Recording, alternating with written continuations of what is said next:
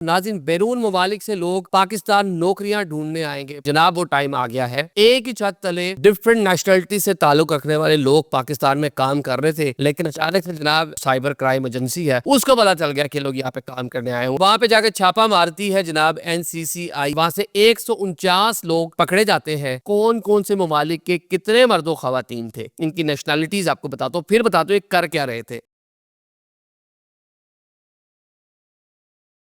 अस्सलाम वालेकुम नाज़रीन, मैं हूँ आदिल निज़ामी और आप देख रहे हैं मेरा डिजिटल चैनल। नाज़रीन, बैरून ममालिक से लोग पाकिस्तान नौकरियां ढूंढने आएंगे, पाकिस्तान में काम काज के लिए आएंगे। जनाब वो टाइम आ गया है।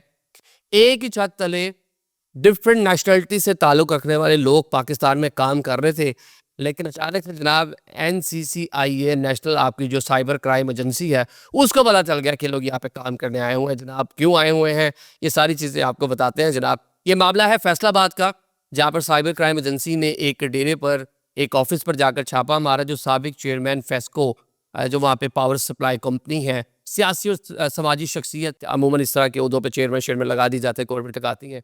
ये साहब जब इनका वो जगह थी, इनका प्रेमिसेस था जावेद तहसीन अवान साहब, वहाँ पे जाकर छापा मारती है जनाब NCCI जो आपकी नेशनल साइबर क्राइम एजेंसी है, FIA से अलग होकर हाल ही में इसका क्याम अमल में आया है। वहाँ से 149 लोग पकड़े जाते हैं और उनमें कितने गैर मुल्की हैं। जब इसकी इन्फॉर्मेशन देख रहा था तो मैं आई होप कि ये कोई पॉजिटिव चीज़ होती कि इतनी कौमियतों के लोग पाकिस्तान में काम काज के लिए आए हुए हैं, मर्दों ख़वातीन। मैं बड़ा खुश होता, यकीन करें, कि यार पाकिस्तान में लोग नौकरियां ढूंढने आ रहे हैं, क्योंकि अच्छे काम के लिए नहीं आए हुए थे, इसलिए मुझे अच्छा नहीं लगा, अफसोस हुआ। लेकिन पहले मैं ये बताता हूँ कौन कौन से ममालिक के कितने मर्दों ख़वातीन थे, इनकी नेशनलिटीज़ आपको बताता हूँ, फिर बताता हूँ ये कर क्या रहे थे। जनाब चीन से ताल्लुक़ रखने वाले 44 मर्द और 4 ख़वातीन, नाइजीरिया से ताल्लुक़ रखने वाले 3 मर्द और 5 ख़वातीन। अच्छा, उसके बाद जनाब फ़िलिपाइन से ताल्लुक़ रखने वाला 1 मर्द और 3 ख़वातीन, श्रीलंका से 1 मर्द और 1 खातून, ज़िम्बाब्वे से एक नेशनल था ज़िम्बाब्वे का, म्यांमार से 2 ख़वातीन थी, और पाकिस्तानी जनाब हमारे जो थे वो 76 मर्द और 2 ख़वातीन। ये कर क्या रहे थे जनाब? टोटल 149 बनते हैं। ये जनाब इंटरनेशनल फ्रॉड कर रहे थे। क्या फ्रॉड कर रहे थे? ये हैकर्स थे।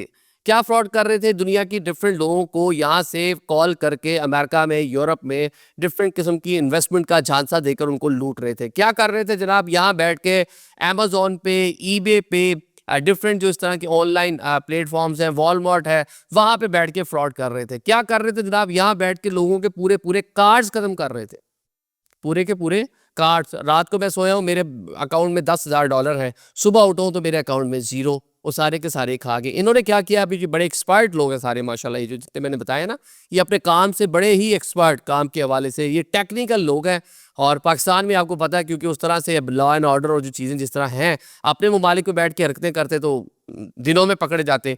यहाँ पे चलें, अब एक अच्छा अदारा बना है, मैं उसको काबिल सताइश है, उसकी तारीफ़ करनी चाहिए कि उन्होंने इनको उठा लिया। ये करते क्या थे जनाब? डिफरेंट दुनिया के जो बैंक्स थे, उनके अंदर टेक्नोलॉजी के ज़रिए, हैकिंग के ज़रिए, डिफरेंट सॉफ्टवेयर के ज़रिए उनके सिस्टम में घुसते थे और वहाँ जाके जनाब ये 19-20 करके लाखों डॉलर्स वहाँ से गायब कर देते थे। अभी सोचें, अपने ममालिक छोड़ के पाकिस्तान में आके काम कर रहे थे, कितना इनको पैसा मिल रहा होगा और कितने ये एक्सपर्ट हो गए जिसने इनको हायर किया होगा।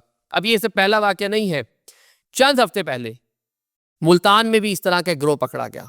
अब वो ग्रोह, ये NCCI को कैसे पता चल रहा है? ये फैसलाबाद में काम हो रहा है, मुल्तान में हो रहा है, अमूमन छोटे शहरों में जाके, तो कैसे पता चल रहा है? ये जनाब आपको अमेरिकन्स बता रहे हैं, ये आपको यूरोपियन कंट्रीज़ की जो एजेंसीज है वो आपको इंडिकेट कर रही है, जनाब आपके मुल्क में फ़लानी जगह में बैठ के फ़लाना ये फ्रॉड हो रहा है, हमारे बैंक खाली कर दिए हैं। मुल्तान वाले 20 अरब रुपए के असासे थे उनके पास। मुझे बताया, एक दोस्त से मैंने पूछा, उन्होंने पता नहीं कितनी V8 गाड़ियाँ, कितनी प्राडोज उनके घर में खड़ी हुई थी, कितने घर उनके नाम थे, और कैश में जो पैसे मिले ना उनके 3 से 4 अरब रुपए थे। वो कह रहे जनाब चांदी लगी हुई थी इनकी और वो बाज ही नहीं आ रहे थे। अमेरिका के एक बैंक उन्होंने खाली करके रख दिया। तो ये क्या होता है जनाब कि किसी बंदे को बाहर पैसे चाहिए, हवाला हुंडी वाले, या किसी के अकाउंट में बाहर पैसे चाहिए, तो क्या करते थे ये लोग जनाब? फीसिस भरनी, बहुत से लोगों के मामला होते हैं। इन्होंने जब वो एक स्पेसिफिक बैंक जो इनको पता चल गया कि उसके अंदर ये हम 19-20 करेंगे, हमें यहाँ से पैसे हम ट्रांसफ़र कर सकते हैं फेक तरीके से, जनाब लोगों के अकाउंट से पैसे भेजी जा रहे हैं, पाकिस्तान में कैश पकड़ी जा रहे हैं, या फिर वहाँ पर डिजिटल तरीके से पैसे लिए जा रहे हैं। मतलब इन्होंने कह लें कि ऐसी तैसी दे के रख दी बहुत सारी कंपनीज़ की। और ये हमने लोकली नहीं पकड़ा, अब ये फैसलाबाद वाला भी केस रिपोर्ट किए हो रहा है कि ये आलमी अदारों ने आपको बताया, डिफरेंट जो कंट्रीज़ की कह लें कि एजेंसीज़ हैं, उन्होंने इंडिकेट किया जनाब आपके फ़लाने शहर में, फ़लानी जगह, फ़लाने घर, फ़लाने ऑफिस में ये सारा के सारा काम हो रहा है। क्योंकि उनको तो पता है कि कहाँ से फ्रॉड हुआ है, उनके पास सारी आईपी-शाईपी सारी चीज़ें आ गई होंगी। अब ये चीनी जो है हमारे दोस्त, ये बड़े एक्सपर्ट है टेक्नोलॉजी में, आपको पता है कि बहुत ही आगे हैं। एक मुझे माज़ी थोड़ा-सा याद आता है, कुछ टाइम पहले आपको भी याद होगा कि पाकिस्तान के डिफरेंट एटीएम से चाइनीज़ जो सिटीज़न्स थे, शहरी थे, वो जाते थे एटीएम के साथ पता नहीं क्या 19-20 करते थे, कौन-सा फ़ॉर्मूला लगाते थे कि वो पूरा एटीएम ही खाली कर जाते थे। मतलब कोई एटीएम को आपको ब्रेक करने की ज़रूरत नहीं है, उठा के लेके जाने की ज़रूरत नहीं है। हमारे यहाँ तो लोग जो है वो पूरी की पूरी एटीएम ही उठा के ले जाते हैं ना, आपको भी उनको मौका मिले। लेकिन वो बड़ा टेक्निकल तरीके से जनाब वो काम करते थे, क्या कोड लगाते थे, क्या हैक करते थे उसको, जितने पैसे होते थे 5, 7, 8, 10, 15, 20 लाख जितने भी एटीएम में होते थे, वो सारे के सारे 2 मिनट से पहले बाहर आ जाते थे। तो एक मतलब इस तरह की चीज़ों में भी ये माज़ी में लोग मुलविस रहे हैं।